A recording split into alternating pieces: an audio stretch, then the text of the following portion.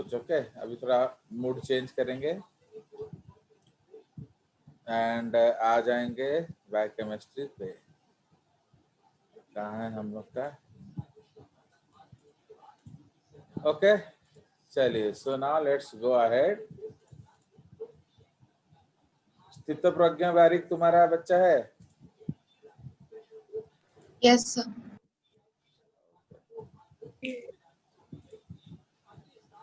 चलिए, so now we will start with biochemistry, या उसको हम लोग बायो मॉलिक्यूल्स बोलेंगे। ठीक है, तो in your chapter either biochemistry या बायोमॉलिक्यूल्स कुछ भी लिखा होगा।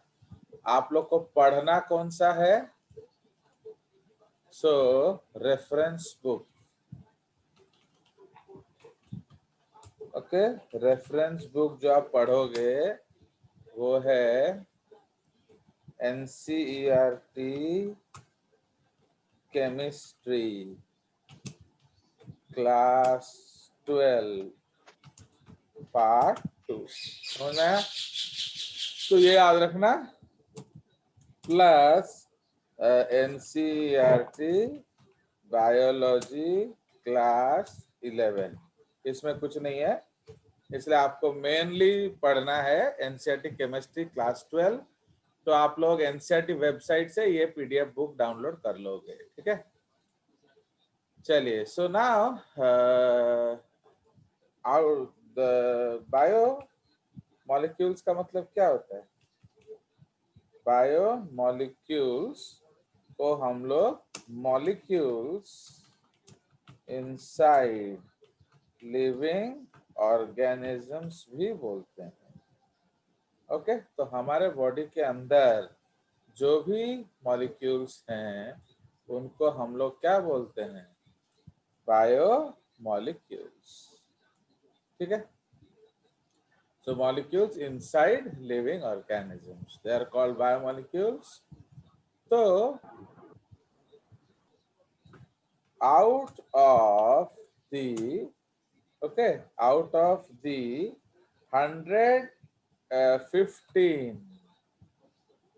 out of the 115 elements known, 115 known है ना? अभी बढ़ गया है, बोलो। 118 सर। 18 हो गया, तो हम लिख देते हैं 118। हाँ sir. Out of the 118 elements known, 25 plus elements are found in क्या? Are found in biomolecules. Okay, which make 95% of chemicals. Okay, तो 95% of known chemicals, तो जितना भी केमिकल नोन है वो आपका 95% है। So these are referred to as biomolecules or organic chemistry. तो अगर आपका केमिस्ट्री पार्ट आप ले लो तो ये आपका ऑर्गेनिक केमिस्ट्री में भी आएगा। ओके, तो ये आपका ऑर्गेनिक केमिस्ट्री, ऑर्गेनिक केमिस्ट्री में भी आ जाएगा। ठीक है जी, सो उसमें of these, okay, CHONSPK, okay, या CHON, कौन, of which corn are found in almost all biomolecules. Okay, in almost all biomolecules. Now, this huge diversity of compounds are possible due to what? This huge diversity of compounds are possible due to two properties of carbon. है कि नहीं? To properties of carbon कौन कौन सा? ए है catenation. तो what is catenation? Self linking. Okay, इसका मतलब कार्बन अपने साथ ही जुड़ जुड़ा के अलग प्रकार के चेन बना सकता है. एंड बी है टेट्रा कोवैलेंसी. कोवैलेंसी, ठीक है, टेट्रा कोवैलेंसी. अंडरस्टैंड? इसका मतलब carbon can form 4 hydrogen bonds. चलिए, तो ये आपका स्टोरी है. नाउ अब हम लोग डिफरेंट टाइप्स ऑफ बायोमोलिक्यूल्स करेंगे. तो इसीलिए तो बायोमोलिक्यूल्स जो है हम लोग के 4 तरह के. Okay, basically okay 4 types of biomolecules. सबसे पहला जो है वो है monosaccharides. Monosaccharides and oligosaccharides and polysaccharides. तो ये कैटेगरी हो गया. सेकंड कैटेगरी क्या है? Amino acids, peptides and proteins. ठीक है, ये सेकंड कैटेगरी हो गया. थर्ड कैटेगरी क्या हो गया? Lipids. Okay, third category is lipids. Fourth category हो गया nucleotides and nucleic acids. Fine. So these are the 4 different types of compounds known. Okay, तो ये जो 4 अलग अलग compounds known है, तो इसमें क्या है? आपके कुछ होंगे. Okay, there are 4 different compounds known. तो इसमें कुछ मोनोमर्स होंगे एंड कुछ पॉलीमर्स होंगे. ठीक है जी. नाउ अब हम लोग एक टॉपिक पढ़ेंगे जो आपका एनसीईआरटी में दिया है. That is called biology. NCERT तुम लोग खुद पढ़ोगे, वो मैं नहीं पढ़ाऊंगा. ओके, तो इसलिए उसमें कुछ है नहीं, तो उसको आप खुद पढ़ना है. तो एक्सट्रैक्शन ऑफ बायोमोलिक्यूल्स. ठीक है, तो आपको जैसे हम लोग बायो, तो उसका स्टेप 1 क्या होता है? Take a sample of biological tissue. Okay, एक बायोलॉजिकल टिश्यू लो. उसके बाद number 2, grind it in mortar and pestle. तुम लोग का एग्जाम कितने बजे है? 3:30 बजे होता है ना? सर 3 से 4:30. तो आपका तो 2 ही क्लास होता है अभी, है कि नहीं? हाँ चलिए. सर. ले सकते. हाँ, तो आज हम लोग दो सेशन करेंगे. और क्या? Grind it in mortar and pastel. Number 3, dissolve it in trichloro acetic acid. Okay, trichloro acetic acid, इसका फॉर्मूला क्या है? CCl3COOH. okay, which is a polar solvent. तो ये याद रखना. तो पोलर सॉल्वेंट क्या होगा? वो सिर्फ पोलर मॉलिक्यूल्स को डिसॉल्व करेगा. इन विच compounds that are soluble should be polar. Okay, should be polar, comma, and small, तो छोटा भी होना चाहिए। ठीक है, तो ये उसका कंसेप्ट है। तो अब ऑब्जर्वेशन हम क्या देखते हैं, तो अब आप ऑब्जर्वेशन में देखेंगे, observation 2, different layers are obtained. Okay, 2 different layers are obtained. कौन कौन सा layers? Number A is acid soluble, ये लोअर लेयर होगा। ओके, एसिड सॉल्युबल, ये लोअर लेयर होगा। सो these are micromolecules. Okay, these are micromolecules and polar. ठीक है, तो जो छोटे मॉलिक्यूल होंगे या पोलर मॉलिक्यूल होंगे वो आपके एसिड सॉल्युबल लोअर पार्ट में चले जाएंगे। एंड बी में आ जाएगा क्या, एसिड इनसॉल्युबल, ओके, या upper layer. So these are क्या, मैक्रोमोलेक्यूल्स। ठीक है, दीज आर मैक्रोमोलेक्यूल्स। बट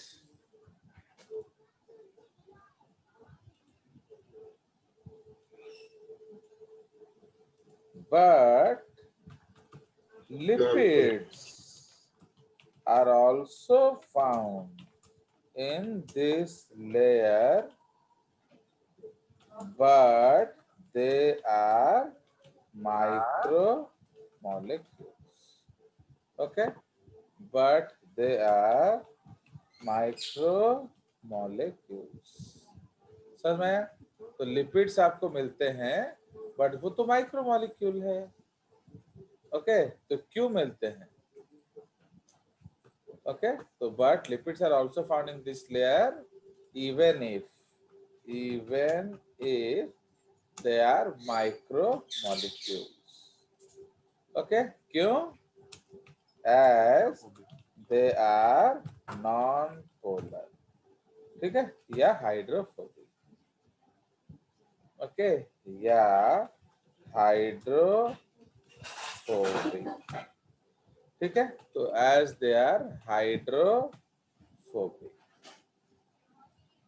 समझ में आया? मैंने एक्चुअली आपको लिपिड्स नहीं मिलना चाहिए था, बट फिर भी क्यों मिल रहा है? क्योंकि वो हाइड्रोफोबिक हैं। हो गया, समझ में आ गया? तो ये आपका बेसिक कंसेप्ट है with respect to organic compounds. तो ये याद रखना, क्योंकि बहुत जगह बकवास लिखा होता है। ओके, तो एक चीज याद रखेंगे, मैक्रोमोलिक्यूल्स कौन होते हैं? जिसका मॉलिक्यूलर वेट 10,000 किलो डाल्टन से ऊपर है। ठीक है, एंड लिपिड्स जो है वो आपका छोटा मॉलिक्यूल होता है, but still you will find them in the acid insoluble part. Okay, तो इसका एक छोटा सा डायग्राम हम बना लेंगे। सपोज हम लोग एक टेस्ट ट्यूब बना लेंगे, तो ये हमारा टेस्ट ट्यूब है ना। इस टेस्ट ट्यूब में आपका एसिड सॉल्युबल पार्ट मिलेगा। ओके, सपोज ये आपका एसिड सॉल्युबल पार्ट है। ओके, एंड ये जो है आपका एसिड इनसॉल्युबल पार्ट। फाइन, तो ये याद रखेंगे। सो इसको हम लोग एरो दे देंगे, तो एसिड सॉल्युबल पार्ट इधर आ जाएगा नीचे, एंड एसिड इनसॉल्युबल पार्ट ऊपर। ठीक है, तो ये आपका एसिड इनसॉल्युबल पार्ट है।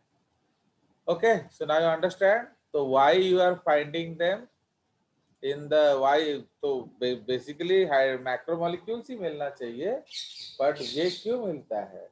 क्योंकि लिपिड्स, तो लिपिड छोटा मॉलिक्यूल होता है, बट वो इसलिए मिलता है बिकॉज वो क्या है, वो आपका हाइड्रोफोबिक। हाइड्रोफोबिक है। चलिए, गुड। सो अब नेक्स्ट आ जाएंगे हम लोग मेन टॉपिक पे, क्योंकि जेजेएस का बायोकेमिस्ट्री बहुत कॉम्प्लेक्स है एंड काफी टाइम चाहिए। तो जो भी थोड़ा मोटा 5-7% आपको पढ़ा दूंगा वो आपका उसके लिए समय बहुत चाहिए। तो ओल्ड डेफिनिशन, तो what is the old definition? ताऊ है लगी थी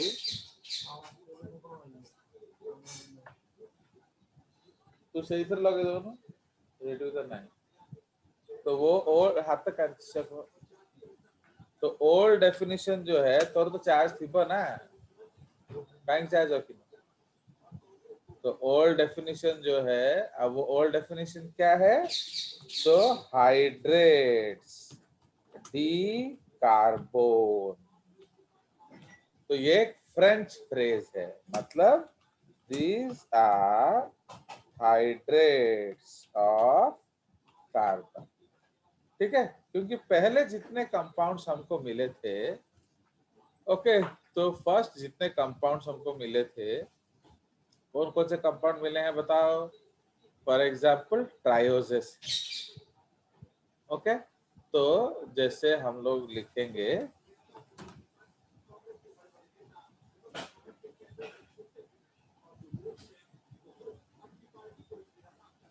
ओके, सो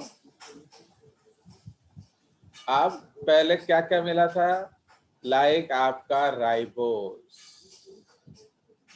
राइबोस का फॉर्मूला क्या है? C5H10O5। Glucose C6H12O6। तापरे गैलेक्टोज C6H12O6। तापरे फ्रुक्टोज C6H12O6। तो एक कॉमन फॉर्मूला क्या निकल रहा है बताइए? तो कॉमन फॉर्मूला क्या निकल रहा है? CnH2n है कि नहीं? CnH2n। तो ये फॉर्मूला आपका निकल रहा है, राइट? तो इसीलिए what is this H2O? So this H2O is hydrates. And what is this? Carbon. Fine. तो मतलब जितना कार्बन होगा उतना ही वाटर होगा। So इसलिए उसका नाम क्या पड़ गया? Hydrates of carbon.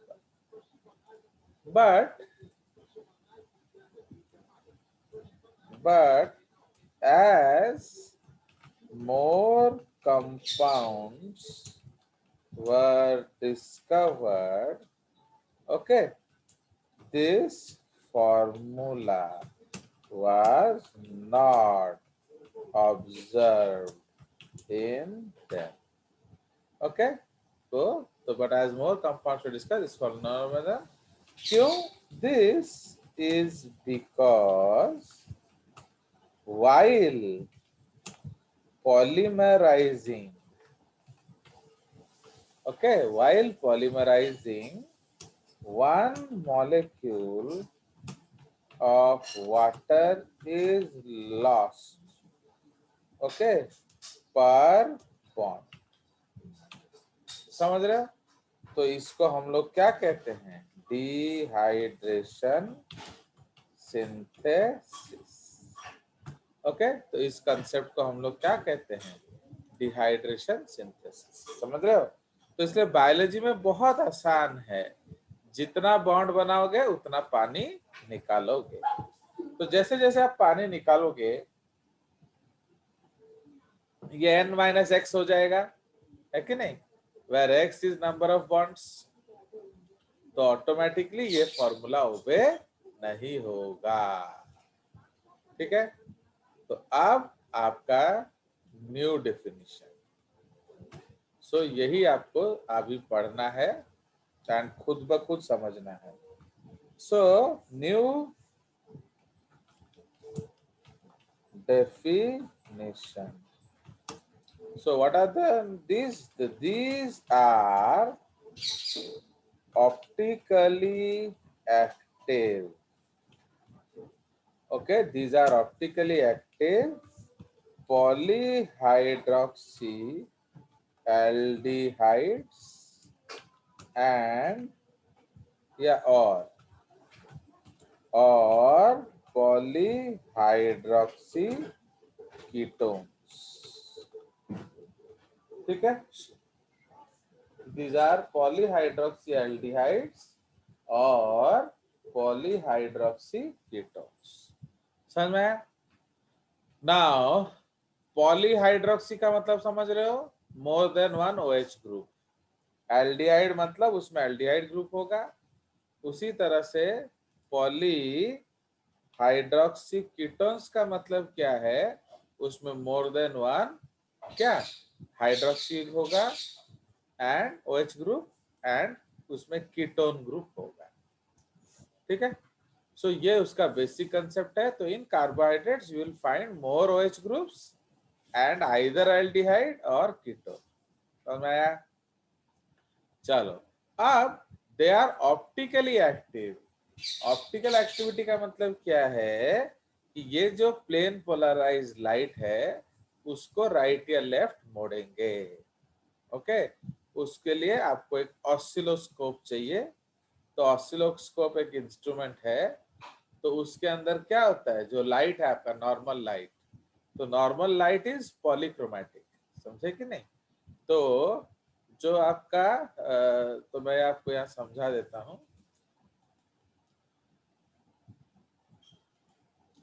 So optical activity में क्या होगा, तो ऑप्टिकल एक्टिविटी में क्या होगा, अब हम लोग लेंगे एक क्या लाइट सोर्स. तो जो लाइट सोर्स आप लोगे, तो जो जनरल लाइट सोर्स होता है वो पॉलीक्रोमैटिक लाइट होता है. पॉलीक्रोमैटिक लाइट का मतलब क्या है, वो हर दिशा में गिरता है. So this is polychromatic light. अब जब इसको हम एक निकोल प्रिज्म से पास करेंगे, ओके, तो निकोल प्रिज्म से पास कराओगे तो क्या होगा, ये आपका मोनोक्रोमैटिक लाइट हो जाएगा. So this is called monochromatic light. Understood? जब आप इस लाइट को एक सॉल्यूशन के थ्रू पास करोगे, सपोज इसमें एक सॉल्यूशन है, ओके, एंड यहाँ हम लोग कार्बोहाइड्रेट ले रहे हैं. तो सपोज एक आप कार्बोहाइड्रेट सॉल्यूशन लेते हो तो क्या होगा, यहाँ तीन बातें हो सकती हैं. तो ए, इट पासेस अनचेंज्ड. ओके, ये अनचेंज्ड होगा. बी, सपोज ये नॉर्मल है तो ये राइट टू नॉर्मल मुड़ जाएगा.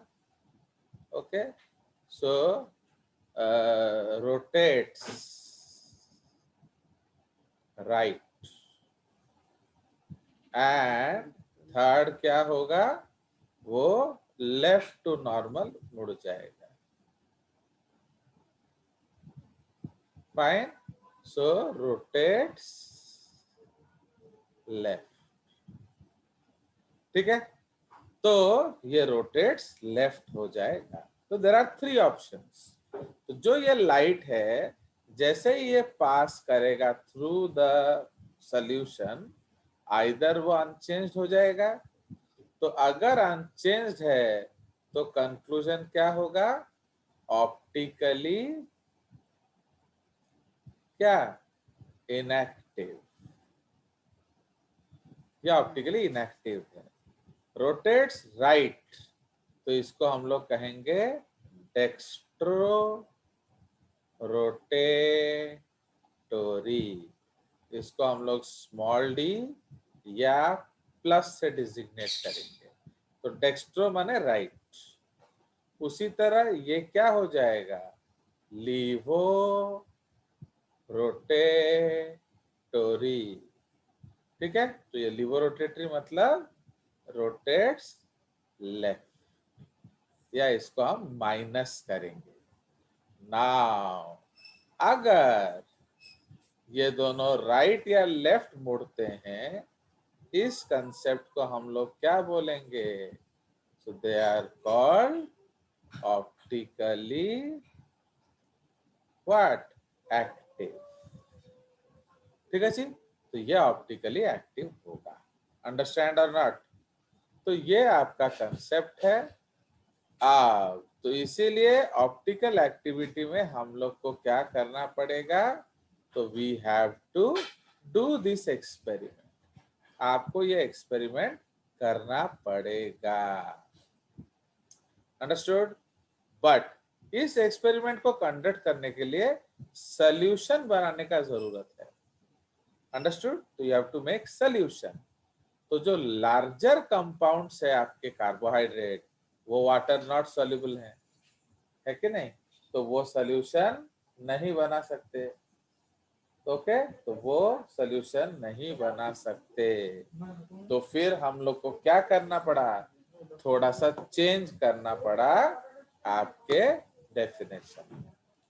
तो अब डेफिनेशन में स्लाइड चेंज करना पड़ेगा। तो क्या लिखेंगे, और which show optical activity after क्या, हाइड्रोलाइसिस।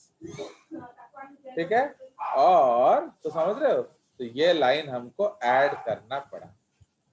ओके, अंडरस्टूड और नॉट? तो ये लाइन हम लोग को ऐड करना पड़ा, क्योंकि जो पॉलीसैकेराइड्स हैं, polysaccharides are not soluble in water, तो दैट इज व्हाई। तो वो कैसे ऑप्टिकल एक्टिविटी दिखाएंगे, वो तो ओपेक हो जाएंगे। एक और ऑप्शन इधर दिखा देता हूं, ओके, जो कि पॉलीसैकेराइड्स दिखाएगा। तो इधर हम एक और ऑप्शन देख लेते हैं, द डी ऑप्शन। तो it does not pass through. तो इसका मतलब क्या है, ये ओपेक सब्सटेंस है कि नहीं, तो ये ओपेक सब्सटेंस है। तो इसीलिए जब ओपेक सब्सटेंस है तो क्या होगा, आपका लाइट पास ही नहीं करेगा। तो इसीलिए फिर आप ऑप्टिकली एक्टिविटी कैसे चेक करोगे? Understand? So this is the concept of the experiment. तो इसलिए हम लोगों ने एक स्लाइड चेंज किया डेफिनेशन में। क्या किया कि अगर हाइड्रोलाइसिस होगा, हाइड्रोलाइसिस का मतलब तोड़ो, तो जैसे आप पानी दोगे तो क्या होगा, वो बॉन्ड्स को तोड़ देगा। समझ में आया? तो अगर आप पानी दोगे तो वो बॉन्ड को तोड़ देगा। तो जैसे ही वो बॉन्ड को तोड़ देगा, अपने आप क्या होने लगेगा, आपका ऑप्टिकली एक्टिव। ठीक है, सो ये आपका न्यू डेफिनेशन है, and this is the this definition of carbohydrates is most accepted as on today। समझ रहे हो? तो आज के डेट पे ये बहुत, ये मोस्ट एक्सेप्टेड डेफिनेशन है। एंड ये जो ऊपर वाला डेफिनेशन था, ये क्या हो गया, this definition is this definition is rejected। Fine, तो ये डेफिनेशन आज के डेट पे रिजेक्ट हो चुका है, एंड ये जो डेफिनेशन है नया वाला, ये आज का मोस्ट एक्सेप्टेबल डेफिनेशन। अंडरस्टूड? चलिए, तो अब हम लोग घुस जाएंगे कार्बोहाइड्रेट्स पे। Compound number 1 are carbohydrates. Hydrates. ठीक है, तो अब उसमें हम लोग क्या करेंगे, पहला topic classification. Classification of carbohydrates,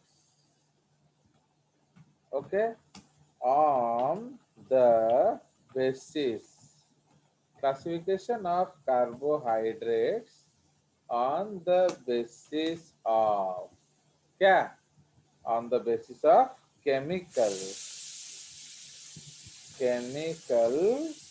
complexity। तो ये अभी हम लोग डिस्कस करेंगे।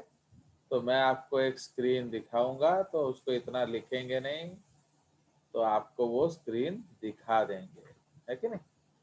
तो उससे क्या होगा कि आपका जल्दी हो जाएगा। कुछ पूछना है तो पूछ सकते हैं अभी आप।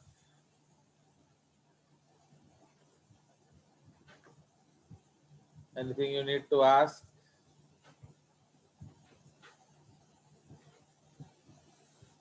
चलिए, सो एज यूजुअल आप लोग गूंगे हो, so are you able to see this screen? Okay, तो ये स्क्रीन आपको भी दिख गया? हाँ, चलिए, सो क्लासिफिकेशन आपका 3 क्रम है, मोनोसैकेराइड्स, ओलिगोसैकेराइड्स एंड पॉलीसैकेराइड्स। तो मोनोसैकेराइड क्या है? They are the basic building block of carbs which cannot be broken down into further simpler carbohydrates। मतलब आप मोनोसैकेराइड को तोड़ के और कोई मोनोसैकेराइड नहीं बना सकते।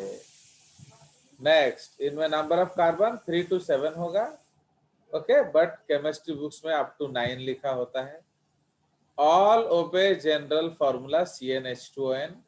ये लोग ओबे करते हैं, क्यों? ये लोग बॉन्ड नहीं बनाते, ये तो बेसिक है। ये एलिमेंट्री कार्बोहाइड्रेट्स है, तो इसमें बॉन्ड नहीं होगा। All are water soluble, all are sweet but with different sweetening index, all are reducing in nature. ये रिड्यूसिंग इन नेचर क्या है हम थोड़ा बाद में पढ़ेंगे। They join with each other और different monosaccharides to form higher carbohydrates. मतलब ग्लूकोज ग्लूकोज ग्लूकोज जोड़ के आप स्टार्च बना सकते हो, ग्लूकोज एंड फ्रुक्टोज जोड़ के आप सुक्रोज बना सकते हो, इस तरह से। All of them use A suffix ओज। तो हर मोनोसैकेराइड के पीछे ओज लगा होगा, ग्लूकोज, फ्रुक्टोज, मैनोज, एल्डोज, लाइगोज, इस तरह से। मोनोमर्स इन केमिस्ट्री और रेसिड्यूज इन बायोलॉजी।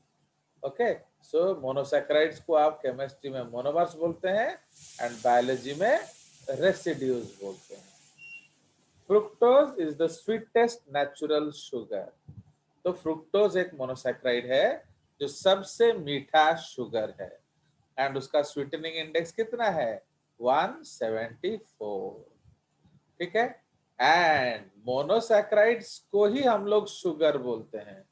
तो शुगर डज नॉट मीन चीनी, शुगर मीन्स मोनोसैकेराइड्स। अब ओलिगोसैकेराइड्स क्या है? They are made by joining of 2 to 9 monosaccharide residues. ठीक है, तो 2 to 9 मोनोसैकेराइड्स को जोड़ोगे तो आपका क्या बन जाएगा? Oligosaccharides. Number of bond n-1। जितना मोनोसैकेराइड लोगे एक बॉन्ड कम हो जाएगा, क्यों? अरे 2 को जोड़ने के लिए एक बॉन्ड चाहिए, तो इसीलिए आपका एक कम हो जाएगा। They do not obey the general formula. तो ये जो CnH2n वो ओबे नहीं करते हैं। They are soluble in water, but धीरे धीरे सॉल्युबिलिटी डिक्रीज करेगा। They may or may not be reducing in nature. Okay, वो रिड्यूसिंग हो सकते हैं, नहीं भी हो सकते हैं। They are sweet but with different sweetening index. Sucrose जो है चीनी, उसको हम लोग रेफरेंस मॉडल लेते हैं, उसका स्वीटनिंग इंडेक्स 100 होता है। पॉलीसैकेराइड्स में 10 से ज्यादा मोनोसैकेराइड्स होंगे। Okay, number of bond again n-1 होगा।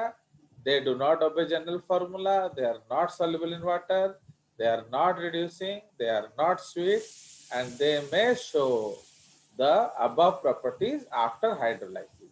हाइड्रोलाइसिस करोगे तो मीठा भी हो सकता है, अब वो रिड्यूसिंग भी हो सकता है, वो सॉल्युबल भी हो सकता है, बट अदरवाइज ये लोग नहीं हैं। ठीक है, तो ये टेबल को